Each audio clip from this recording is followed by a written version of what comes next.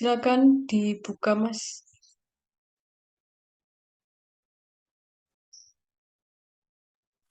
Assalamualaikum warahmatullahi wabarakatuh. Di sini Waalaikumsalam. kami kelompok 1 akan menjelaskan mengenai pengolahan data produksi padi dan konsumsi beras di Kabupaten Mojokerto.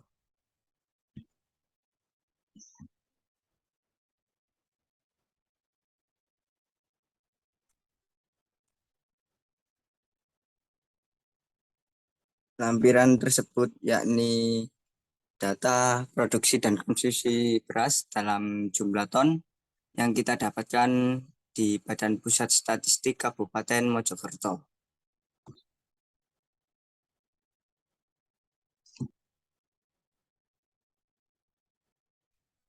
Ini data yang akan kita ambil yakni di bulan Januari tahun 2020 hingga Desember 2020, di mana variabel X-nya yakni produksi beras pada bulan Januari 2020 hingga Desember 2020, dan variabel Y-nya konsumsi beras di bulan Januari 2020 hingga Desember 2020.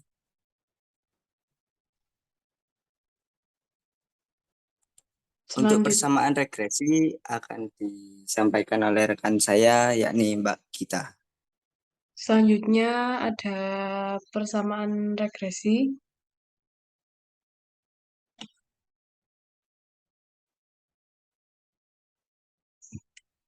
Dengan persamaan Y sama dengan AX plus B.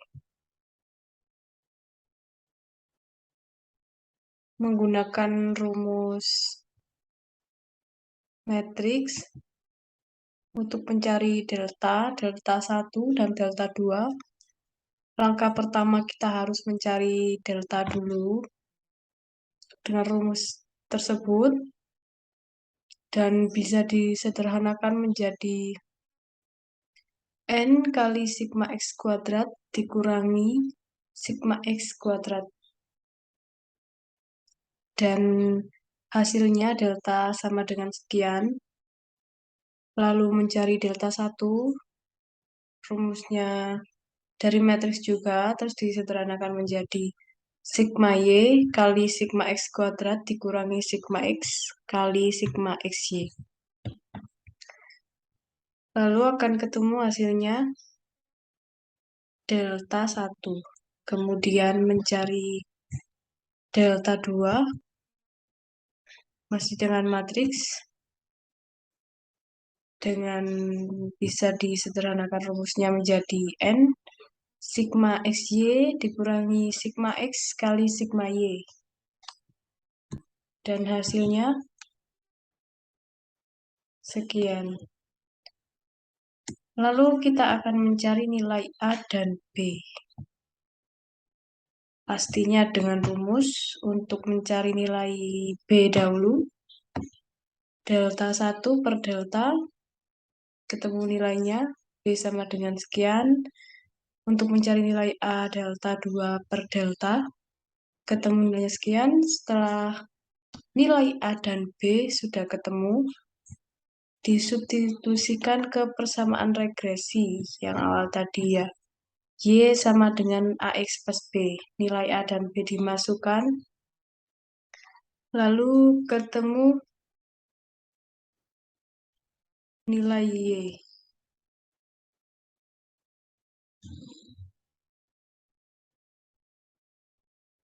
Keterkaitan antar variabel dengan variabel lainnya akan dijelaskan oleh rekan saya, Mas Mukni. Silakan, Mas.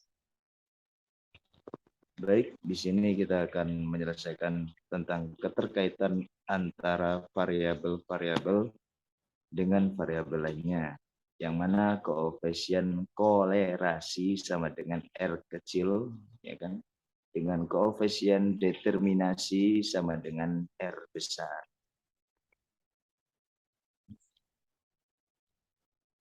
Slide selanjutnya.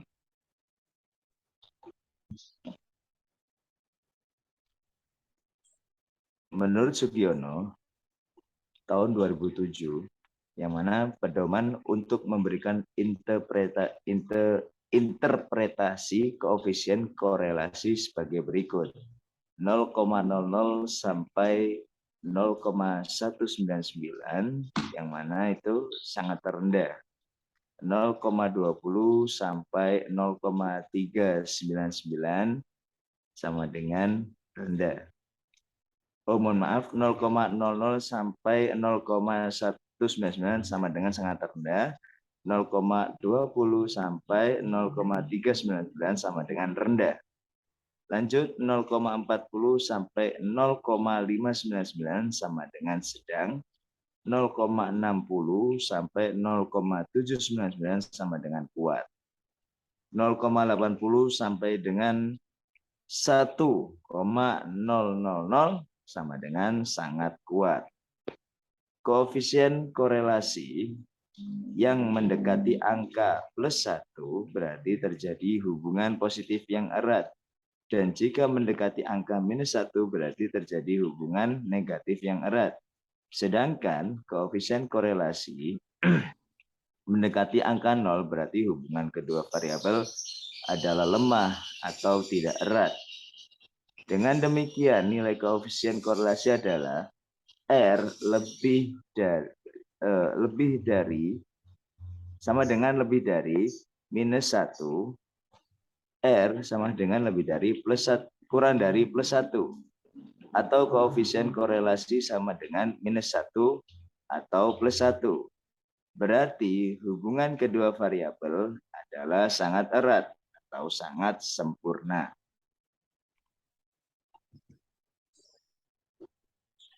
Mencari koefisien korelasi atau dengan lambang R kecil. R sama dengan N sigma Y dikurangi sigma X sigma Y per akar N sigma X kuadrat dikurangi sigma X kuadrat. N sigma Y kuadrat dikurangi sigma Y kuadrat. Lalu kita tinggal menginputkan angka-angka yang sudah tertera pada data tersebut. Maka hasilnya R sama dengan -0,113672. Berdasarkan hasil perhitungan koefisien korelasi, didapatkan nilai sebesar 0,11 jika kita sederhanakan. Maka dapat disimpulkan bahwasanya terdapat hubungan yang negatif antara produksi dan konsumsi.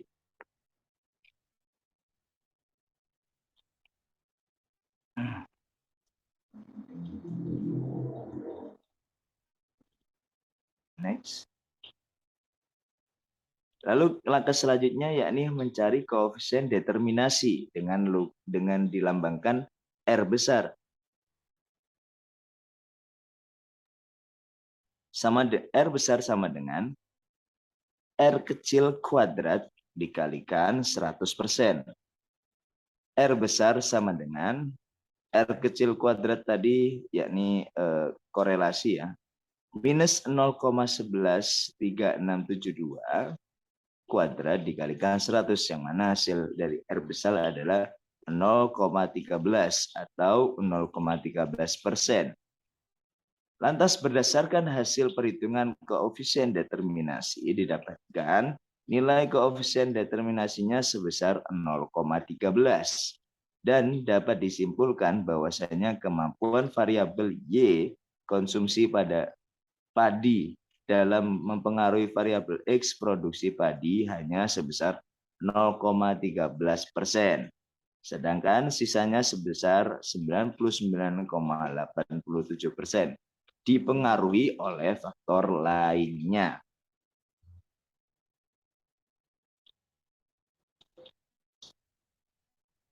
Lalu berikut grafik produksi padi dan konsumsi beras dari data yang sudah kami dapat.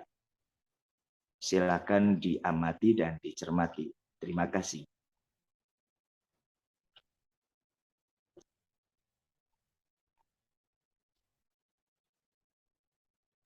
Saya serahkan kembali kepada moderator Mas Faisal.